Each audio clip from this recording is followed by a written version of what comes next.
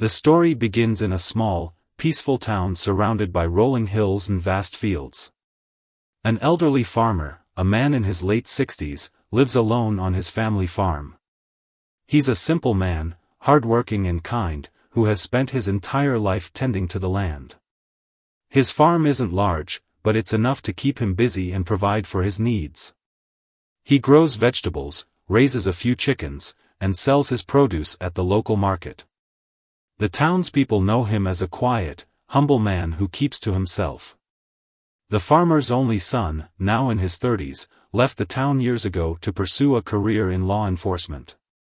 He rarely visits, but they stay in touch through occasional phone calls. The son works for the FBI, though the farmer doesn't talk about it much. He's proud of his son but doesn't want to draw attention to himself. Life on the farm is predictable and calm, until one day, everything changes. One evening, as the farmer is closing up his barn, he hears the sound of a car pulling up the gravel driveway. He steps outside to see two police officers approaching. They're dressed in uniform, but something about their demeanor feels off. They're polite at first, introducing themselves and saying they're doing routine checks in the area. The farmer, being a trusting man, invites them in for a cup of coffee. As they sit in the kitchen, the officers start asking questions about his farm, his income, and whether he's had any trouble with the law. The farmer answers honestly, though he feels uneasy. Then, one of the officers leans forward and says, "We've had reports of illegal activity in this area. You wouldn't happen to know anything about that, would you?" The farmer is confused. He's never been involved in anything illegal. He shakes his head and says, "No, sir. I just mind my own business and work the land." The officers exchange a glance. Then, the other one speaks up. "Well, we've heard otherwise. And if you want to avoid any trouble, it might be in your best interest to cooperate." The farmer doesn't understand what they're getting at. "Cooperate how?" he asks. The first officer smiles, but it's not a friendly smile. "Let's just say a small donation to the local police fund could make this whole thing go away." It dawns on the farmer that they're trying to extort money from him. He's shocked and angry but tries to stay calm. "I don't have much to give," he says. "I'm just a simple farmer." The officers don't seem to care. They press him harder, threatening to bring him in for questioning if he doesn't comply. The farmer feels trapped. He's never dealt with anything like this before. Reluctantly, he agrees to give them what little cash he has on hand. As the officers leave, they warn him not to tell anyone about their visit. "This stays between us," one of them says. "Or next time, things won't be so friendly." The farmer watches them drive away, his heart heavy with worry. He doesn't know what to do. He's afraid to report them. What if they come back and make things worse? But he can't just let this go. That night, he lies awake, thinking about his son. Maybe it's time to reach out for help. The next morning, the farmer wakes up feeling uneasy. The encounter with the officers weighs heavily on his mind. He goes about his usual chores, feeding the chickens, watering the plants, and tending to the fields, but his heart isn't in it. Every sound makes him jump, and he keeps glancing toward the road, half expecting the officers to return. By midday, he can't take it anymore. He decides to call his son. It's been a while since they last spoke, and he hesitates for a moment, not wanting to burden him. But he knows he has no one else to turn to. He dials the number and waits, his hands trembling slightly. The phone rings a few times before his son answers. "Hey, Dad," he says, his voice warm but slightly surprised. "Everything okay?" The farmer takes a deep breath. "Not really," he admits. "Something happened yesterday, and I don't know what to do." His son's tone changes immediately. "What's wrong? Are you hurt?" No, I'm fine," the farmer says quickly. "But, two police officers came by the farm. They said they were doing routine checks, but then they started asking strange questions. They accused me of being involved in illegal activity and demanded money to make it go away. There's a pause on the other end of the line. When his son speaks again, his voice is calm but firm. Dad, listen to me. This is serious. Did they give you their names or badge numbers? The farmer shakes his head, even though his son can't see him. No, they didn't. They just said they were from the local precinct. I didn't think to ask for details. I was so caught off guard. His son sighs. Okay, don't worry. We'll figure this out. Did they take anything from you? Just the cash I had on hand, the farmer says. It wasn't much, but I didn't know what else to do. They threatened to bring me in if I didn't cooperate. This is extortion, his son says, his voice tight with anger. And it's completely illegal. Dad, you didn't do anything wrong. These guys are abusing their power, and we're going to put a stop to it.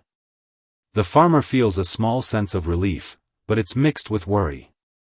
I don't want to cause trouble, he says. What if they come back?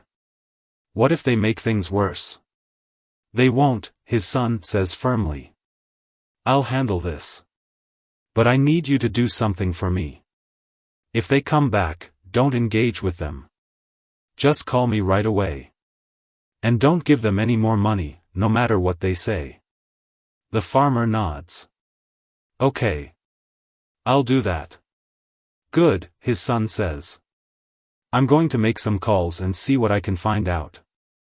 In the meantime, try not to worry too much. I'll take care of this. After they hang up, the farmer feels a little better, but he's still on edge. He spends the rest of the day trying to focus on his work, but his mind keeps drifting back to the officers and their threats. Meanwhile, his son is already springing into action. As an FBI agent, he's dealt with corruption before, but it hits differently when it's personal. He knows he can't just barge into the local precinct and start making accusations, he needs evidence. He starts by reaching out to a trusted colleague who specializes in internal affairs. I need a favor, he says when his colleague answers the phone. He explains the situation, keeping his voice steady but letting his frustration show. These guys are targeting my father. I need to find out who they are and what they're up to. His colleague listens carefully. This is bad, he says. But if they're shaking down an elderly farmer, chances are they've done this before. We'll need to build a case. Do you think your dad would be willing to cooperate? He's scared, the son admits. But I think he'll do whatever it takes to stop them. I'll talk to him and see if he's willing to help. Good, his colleague says. In the meantime, I'll start digging. If these guys are dirty, we'll find something. The son hangs up and takes a deep breath. He knows this won't be easy, but he's determined to protect his father and bring the corrupt officers to justice. He decides to take a few days off work and drive down to the farm. He wants to be there in person to support his dad and gather as much information as possible. When he arrives at the farm the next day, the farmer is both relieved and anxious to see him. They sit down at the kitchen table, and the son explains the plan. We're going to catch these guys, he says. But we need to be careful. If they find out who I am, they might try to cover their tracks. The farmer nods, though he still looks worried. What do you need me to do? For now, just act normal, his son says. If they come back, let me know right away. And if they ask for money again, we'll handle it. I'm going to set up some recording equipment so we can gather evidence. The farmer agrees, though he's still nervous. He's not used to being involved in anything like this, but he trusts his son. Together, they set up a small camera and microphone in the kitchen, hidden in plain sight. That evening, as the sun sets over the fields, the farmer and his son sit on the porch, talking about everything except the officers. They reminisce about old times, sharing stories and laughter. For a little while, it feels like things are back to normal. But both of them know the calm won't last. The officers could return at any moment, and when they do, the real challenge will begin. A few days pass, and life on the farm seems to return to its usual rhythm. The farmer and his son work side by side, tending to the fields and fixing up the barn. The son's presence brings a sense of comfort to the farmer, but there's still an underlying tension. They both. A few days pass, and life on the farm seems to return to its usual rhythm. The farmer and his son work side by side, tending to the fields and fixing up the barn.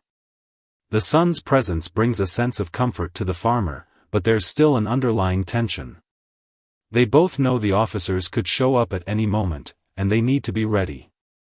One evening, just as the sun is dipping below the horizon, the sound of a car engine breaks the quiet. The farmer freezes, his heart pounding. He looks at his son, who gives him a reassuring nod. "Remember, just act normal," the son whispers. "I'll be listening from the other room." The farmer takes a deep breath and steps outside. Sure enough, the same two officers are walking up the driveway. They look just as smug as before, their uniforms crisp and their expressions unreadable. "Evening," one of them says, tipping his hat. "We're just following up on our last visit. Mind if we come in?" The farmer forces a smile and nods. "Of course. Come on in." He leads them into the kitchen, where they take the same seats as before. The farmer offers them coffee, which they accept. As he pours the drinks, his hands tremble slightly, but he does his best to stay calm. The officers make small talk at first, asking about the farm and the weather. But it doesn't take long for the conversation to take a darker turn. "So," one of them says, leaning back in his chair, "have you given any more thought to our little arrangement?" The farmer hesitates, glancing toward the doorway where his son is hidden. I don't have much to give," he says carefully. "Times are tough, and the farm doesn't bring in much money." The officers exchange a look. The second one leans forward, his tone hardening. "That's not what we want to hear. We've been lenient so far, but our patience is wearing thin. If you don't start cooperating, things could get difficult." The farmer feels a chill run down his spine. He knows his son is listening, but he still feels vulnerable. "I don't understand," he says, his voice shaking. "What do you want from me?" The first officer smirks. "It's simple. We protect this town, and that protection comes at a cost. If you want to keep living here without any trouble, you need to contribute. Let's say, $1,000 a month. That should cover it." The farmer's eyes widen. $1,000? I don't have that kind of money." The second officer shrugs. "Then maybe you should sell some of your land. Or take out a loan. Either way, we expect payment by the end of the week. If not," he leaves the threat hanging in the air. The farmer feels a surge of anger, but he forces himself to stay calm. "I'll see what I can do," he says quietly. The officers seem satisfied with that. They finish their coffee and stand up to leave. "Good," the first one says. "We'll be back at the end of the week. Make sure you're ready." As they walk out the door, the farmer feels a mix of relief and dread. He waits until their car is out of sight before calling for his son. The son steps out of the other room, his face grim. "I heard everything," he says. "They're even worse than I thought." The farmer sinks into a chair, his hands trembling. "What do we do now?" The son sits down across from him, his expression determined. "Now, we take this to the next level. We have the recording, but we need more evidence. I'm going to reach out to some contacts and see if we can find other people they've targeted. If we can build a bigger case, we'll have a better chance of taking them down." The farmer nods, though he still looks worried. "What if they come back before then?" "We'll be ready," the son says. I'm not going anywhere until this is over. Over the next few days, the son works tirelessly to gather information. He reaches out to local businesses and residents, asking if they've had similar encounters with the officers. At first, people are hesitant to talk, afraid of retaliation. But as the son explains his plan and assures them of their anonymity, a few brave souls come forward. One shop owner admits to paying the officers monthly fees to avoid trouble. A young couple shares how they were threatened with false charges unless they handed over cash. Each story adds another piece to the puzzle, painting a clear picture of corruption. Meanwhile, the farmer tries to go about his daily life, but the stress is taking its toll. He barely sleeps, and his appetite is gone. His son notices and does his best to reassure him. "We're close," he says one evening as they sit on the porch. "Just hang in there a little longer." The farmer nods, but his eyes are distant. "I just want this to be over," he says quietly. The son puts a hand on his shoulder. "It will be. I promise." The next day, the son receives a call from his colleague at the FBI. "We've got enough to move forward," the colleague says. "But we need to act fast. If these guys catch wind of what's happening, they might try to destroy evidence or intimidate witnesses." The son agrees. "Let's set up a meeting with the local authorities. We'll present the evidence and make sure they understand the severity of the situation." The plan is set in motion. The son arranges a meeting with the local police chief and a few trusted officials. He brings the recordings, witness statements, and a detailed report of the officers' actions. The meeting is tense, but the evidence speaks for itself. By the end of the day, the two corrupt officers are suspended pending a full investigation. The son feels a sense of relief, but he knows the fight isn't over yet. When he returns to the farm and tells his father the news, the farmer finally allows himself to relax. "Thank you," he says, his voice filled with emotion. "I don't know what I would have done without you." The son smiles. "You don't have to thank me, Dad. I'm just glad I could help." As they sit together on the porch, watching the sun set over the fields, the farmer feels a sense of peace he hasn't felt in weeks. The storm isn't completely over, but for the first time in a long time, he feels hopeful. With the two corrupt officers suspended, the small town begins to buzz with whispers. People who had been too afraid to speak out before now feel a glimmer of hope. The farmer's son, still staying at the farm, continues to gather evidence, knowing that the suspension is only the first step. The real battle lies in ensuring these officers face justice and that the corruption within the local police force is fully exposed. The son spends his days meeting with townspeople, listening to their stories, and documenting everything. He learns that the two officers had been running a small but effective extortion ring for years, targeting vulnerable individuals who were unlikely to fight back. Elderly residents, small business owners, and even single parents had all been victims. The more he uncovers, the angrier he becomes, but he channels that anger into his work, determined to see this through. One afternoon, he visits the local shop owner who had admitted to paying the officers monthly fees. The man, in his 50s with a nervous demeanor, invites him into the back room of his store. "I didn't think anyone would ever do anything about it," the shop owner says, his voice low. "They've been coming here for years, demanding money. If I refused, they'd make up excuses to fine me or even threaten to shut me down." The son listens carefully, taking notes. Did they ever put anything in writing?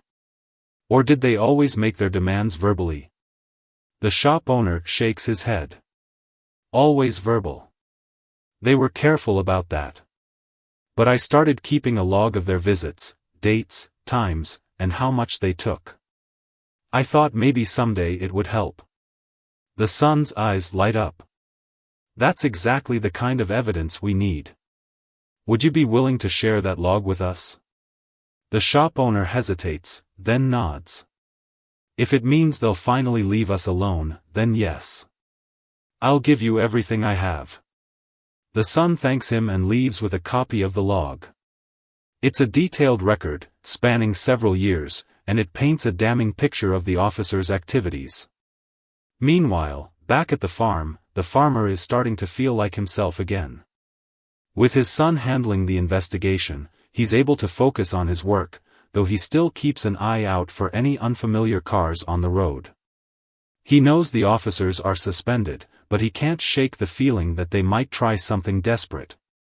One evening, as the farmer and his son are having dinner, the son brings up the next steps. "We've got a lot of evidence now," he says.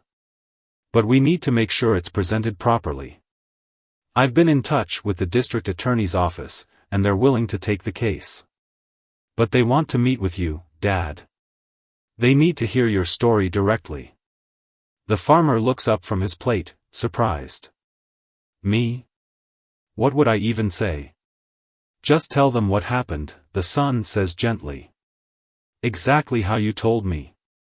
They need to hear it from you to understand how serious this is." The farmer nods, though he looks uneasy. "I'll do it. But, what if they don't believe me?" "They will," the son says firmly. "You're not alone in this. There are others who've come forward, and the evidence speaks for itself. You just need to tell the truth." The next day, the farmer and his son drive to the district attorney's office in the nearby city. The farmer is nervous, fidgeting with his hat as they wait in the lobby. But when they're called into the meeting, he takes a deep breath and begins to speak. He tells his story slowly and carefully, recounting the officer's visit, their threats, and the fear he felt. The district attorney listens intently, occasionally asking questions to clarify details. By the end of the meeting, the farmer feels a sense of relief, as if a weight has been lifted off his shoulders. The district attorney thanks him for his courage and assures him that his testimony will be crucial in building the case. "We're going to do everything we can to hold these officers accountable," she says. "But it's going to take time. The legal process can be slow, but we'll keep you updated every step of the way." As they leave the office, the farmer feels a mix of emotions. He's proud of himself for speaking up, but he's also anxious about what's to come. His son puts a hand on his shoulder. "You did great, Dad. This is a big step forward." Over the next few weeks, the case gains momentum. The district attorney's office files formal charges against the two officers, and the local media picks up the story. News outlets report on the corruption scandal, and the town is abuzz with speculation. Some people are relieved, while others are skeptical, wondering if the officers will actually face consequences. The son continues to support his father, staying at the farm and helping with the daily chores. He also keeps in close contact with the district attorney's office, providing them with additional evidence as it comes to light. One evening, as they're sitting on the porch, the farmer turns to his son. "Do you think this will really work?" he asks. "Do you think they'll actually be punished?" The son nods. "I do.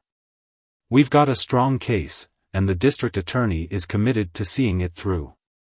It might take a while, but I believe justice will be served." The farmer sighs, looking out over the fields. "I hope you're right. I just want to be able to live in peace again." "You will," the son says. "And when this is over, we'll make sure nothing like this happens again." Months pass, and the case against the corrupt officers moves forward. The district attorney's office has gathered enough evidence to bring the case to trial, and the town is buzzing with anticipation. For the farmer and his son, this is a critical moment. They've worked tirelessly to ensure the truth comes out, but they know the trial will be a challenging and emotional process. The farmer is nervous as the trial date approaches. He's never been involved in anything like this before, and the thought of testifying in court fills him with anxiety. His son does his best to reassure him. "You've already done the hard part," he says. "All you have to do is tell the truth, just like you did before. The rest is up to the lawyers and the judge." The farmer nods, but he still feels uneasy. What if they try to twist my words? What if they make me look like I'm lying? They might try, the son admits. But we've got the evidence to back up your story. And the district attorney will be there to support you. You're not alone in this. On the first day of the trial, the farmer and his son arrive at the courthouse early. The building is imposing, with its tall columns and heavy doors, and the farmer feels small as he walks inside. The courtroom is already filling up with spectators, including townspeople who have come to show their support. The two officers are seated at the defense table, looking confident and composed.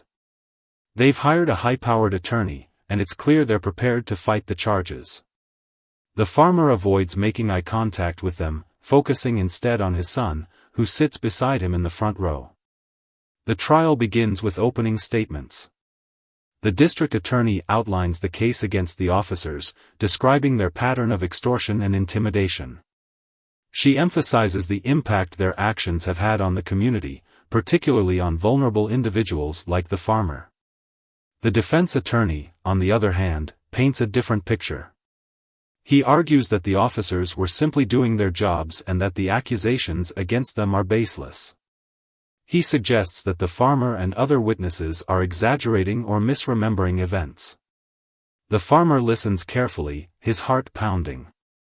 He knows the defense will try to discredit him, but hearing it out loud makes it feel more real. His son leans over and whispers, "Don't let them get to you. Just focus on the truth." When it's time for the farmer to testify, he takes a deep breath and walks to the stand.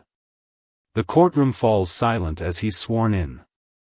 The district attorney begins by asking him to describe what happened on the day the officers visited his farm. The farmer speaks slowly and carefully, recounting the events just as he remembers them. He describes the officers' threats, the fear he felt, and the money he handed over. The judge sets a date for sentencing, and the officers are taken into custody. As they're led out of the courtroom, the farmer feels a sense of closure. It's not over yet, there's still the sentencing to come, but he knows that justice has been served. The guilty verdict brings a sense of relief to the farmer and his son, but the process isn't over yet. The sentencing hearing is scheduled for a few weeks later, and the farmer knows this will be the final step in holding the corrupt officers accountable. In the meantime, life on the farm begins to return to normal. The townspeople, emboldened by the trial's outcome, start to speak more openly about their own experiences with the officers. The farmer feels a newfound sense of pride in his community, knowing that they stood together to fight for justice. The day of the sentencing arrives, and the farmer and his son return to the courthouse. The atmosphere is different this time, less tense, but still solemn. The courtroom is packed with townspeople who have come to witness the conclusion of the case. The two officers are brought in, their confident demeanor from the trial replaced with a more subdued attitude. They know the stakes are high, and the possibility of prison time looms over them. The judge begins by summarizing the case, emphasizing the seriousness of the officers' crimes. This was not just a breach of trust, the judge says. It was a systematic abuse of power that targeted vulnerable members of the community. Such actions cannot and will not be tolerated. The district attorney then presents her arguments for sentencing. She highlights the impact the officers' actions had on the farmer and others, describing the fear and financial strain they caused. These individuals were not just victims of extortion, she says. They were victims of a betrayal by those who were supposed to protect them. A strong sentence is necessary to send a message that this kind of behavior will not be excused. The defense attorney, in turn, pleads for leniency. He argues that the officers have already lost their jobs and reputations and that a lengthy prison sentence would be excessive. They have families who depend on them, he says. A second chance would allow them to rebuild their lives and contribute positively to society. The judge listens carefully to both sides, then turns to the officers. "Do you have anything to say before I deliver the sentence?" One of the officers stands, his hands trembling. "I want to apologize," he says, his voice barely above a whisper. "I made a terrible mistake, and I regret what I did. I know I've hurt people, and I'm truly sorry."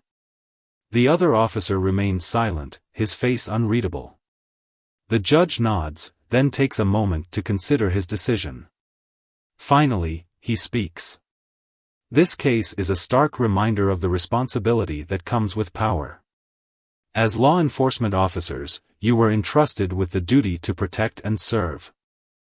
Instead, you chose to exploit and intimidate. The harm you caused is immeasurable, and the community's trust in you is irreparably broken." He pauses, then delivers the sentence. "For the crimes of extortion, intimidation, and abuse of power, I sentence each of you to 5 years in prison, with the possibility of parole after 3 years. Additionally, you are to pay restitution to all identified victims." The courtroom erupts in murmurs, and the farmer feels a mix of emotions. He's relieved that the officers are being held accountable, but he also feels a pang of sadness for the lives they've ruined, including their own. As the officers are led away, the farmer turns to his son. "It's over," he says quietly. His son nods. "It's over. And you did the right thing." In the weeks that follow, the town begins to heal. The farmer returns to his daily routine, finding solace in the familiar rhythms of farm life. His son stays for a while longer, helping out around the farm and making sure his father is doing okay. One evening, as they sit on the porch watching the sunset, the farmer turns to his son. "I've been thinking," he says, "about what happened. And about what comes next." His son looks at him, curious. "What do you mean?" "I mean, this whole thing made me realize how important it is to stand up for what's right," the farmer says. "But it also made me realize how much we need to look out for each other. I want to do something to help the community, to make sure nothing like this happens again." His son smiles. "That's a great idea. What did you have in mind?" The farmer thinks for a moment. "Maybe we could start a fund or a program to help people who've been targeted by corruption. Or we could work with the local police to make sure they're more accountable to the community. I don't know exactly what it would look like, but I want to do something." His son nods, impressed. "I think that's a wonderful idea. And I'll help you however I can." Over the next few months, the farmer and his son work together to turn their idea into reality.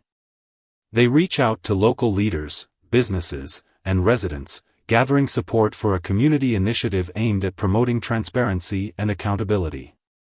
The response is overwhelmingly positive, and soon they have a plan in place.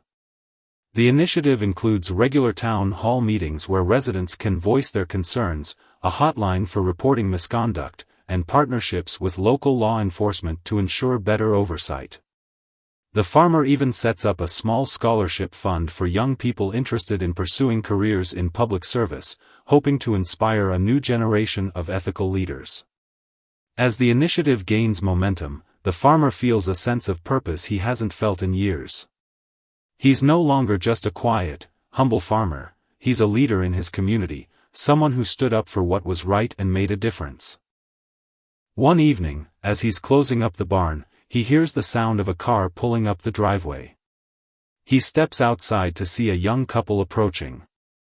They're holding a basket of fresh produce, and they look nervous but determined. "We just wanted to say thank you," the woman says, her voice trembling slightly.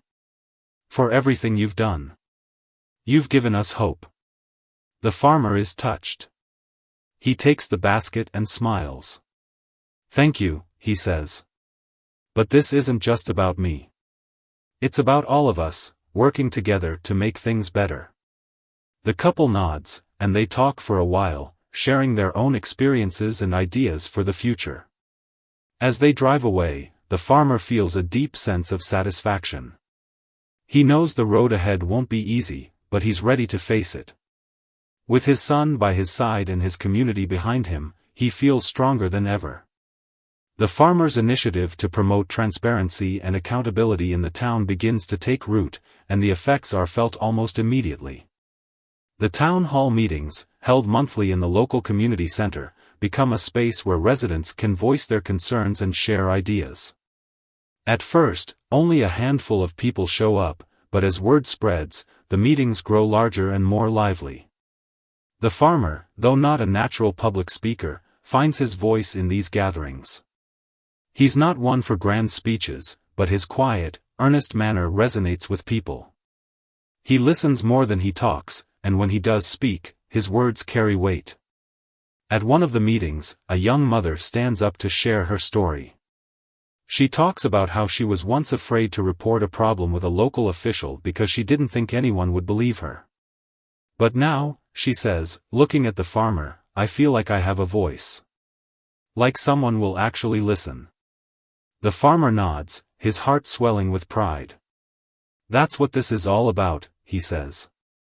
Making sure everyone feels heard and supported. The hotline for reporting misconduct also proves to be a success. Managed by a small team of volunteers, including the farmer's son, it provides a safe and anonymous way for people to report issues. The hotline receives dozens of calls in its first few months, ranging from minor complaints to more serious concerns. Each call is taken seriously, and the team works closely with local authorities to address the issues. One of the most significant changes comes in the relationship between the community and the local police. The new police chief, appointed after the scandal, is committed to rebuilding trust. She attends the town hall meetings regularly, listening to residents' concerns and explaining the steps the department is taking to ensure accountability. The farmer and the police chief even develop a respectful working relationship. I know we've got a long way to go, the chief says to him one evening after a meeting. But I'm. With his son gone and the town thriving, the farmer finds himself reflecting on the journey that brought him here. It's been a year since the trial, and life on the farm has settled into a new rhythm. The fields are lush, the animals are healthy, and the community is stronger than ever. But the farmer knows that the work is far from over.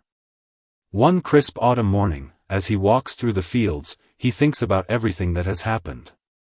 He remembers the fear he felt when the officers first came to his farm, the uncertainty of the trial, and the relief of seeing justice served. But more than anything, he remembers the way the community came together to support him and each other. As he tends to the crops, he notices a group of children playing near the edge of the field. They're laughing and chasing each other, their voices carrying on the wind. The farmer smiles, struck by how carefree they seem. It's a stark contrast to the tension that once hung over the town, and he feels a deep sense of gratitude. Later that day, he visits the community center for the monthly town hall meeting. The room is packed, as usual, and the atmosphere is lively. People are discussing plans for a new community garden, and the farmer offers to donate some of his land for the project. It's the least I can do, he says when the group thanks him. This community has given me so much. I'm happy to give back. After the meeting, a young man approaches him. He's in his early 20s, with a determined look in his eyes. I just wanted to say thank you, the young man says. I'm one of the scholarship recipients, and I'm studying to become a social worker. What you've done here, it's inspired me to want to help people too. The farmer is touched. That's wonderful, he says. We need more people like you in the world. As the weeks go by, the farmer continues to play an active role in the community. He mentors young people, attends local events, and works with the police chief to ensure the town's new systems of accountability are working as they should. One evening, as he's sitting on the porch, he receives a call from his son. They talk for a while, catching up on each other's lives. The son tells him about a case he's working on, and the farmer shares updates about the farm and the community.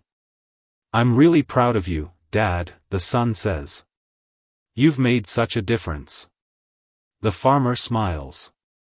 I couldn't have done it without you. You gave me the strength to keep going. As the call ends, the farmer sits in silence for a while, watching the sun set over the fields. He thinks about the legacy he hopes to leave behind, not just for his son, but for the entire community. He wants to be remembered not as a victim, but as someone who stood up for what was right and inspired others to do the same.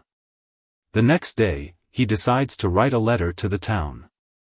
It's something he's been thinking about for a while, a way to put his thoughts and feelings into words. He sits at his kitchen table, a cup of coffee steaming beside him, and begins to write. To my friends and neighbors, he starts.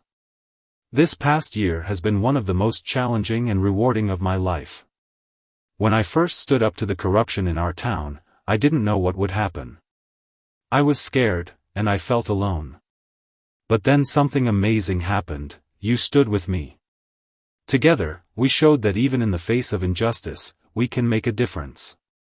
He writes about the importance of community, the power of standing together, and the need to keep fighting for what's right. He shares his hopes for the future and his belief that the town can continue to grow and thrive. When he's finished, he reads the letter over, making a few edits here and there.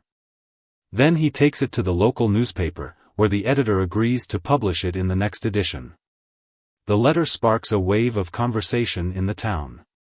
People talk about it at the market, in the coffee shop, and at the community center. It's shared on social media and discussed at the next town hall meeting. The farmer's words resonate with people, reminding them of how far they've come and inspiring them to keep moving forward. One evening, as the farmer is closing up the barn, he hears the sound of a car pulling up the driveway. He steps outside to see the police chief walking toward him. I just wanted to say thank you, she says. For everything you've done. Your letter, it's reminded all of us why we do what we do. And it's inspired me to keep working to make this town a better place. The farmer nods, feeling a lump in his throat. Thank you, he says. That means a lot. As the chief drives away, the farmer stands in the driveway for a moment, looking out over the fields. The sun is setting, casting a golden glow over the land. He feels a deep sense of peace, knowing that he's made a difference. He knows there will always be challenges ahead, but he's ready to face them. With his community by his side and his son's support, he feels stronger than ever. As he walks back to the house, he thinks about the legacy he's building, a legacy of hope, resilience, and unity. It's not just about what he's done, but about what they've all done together. And that, he realizes, is the most important thing of all.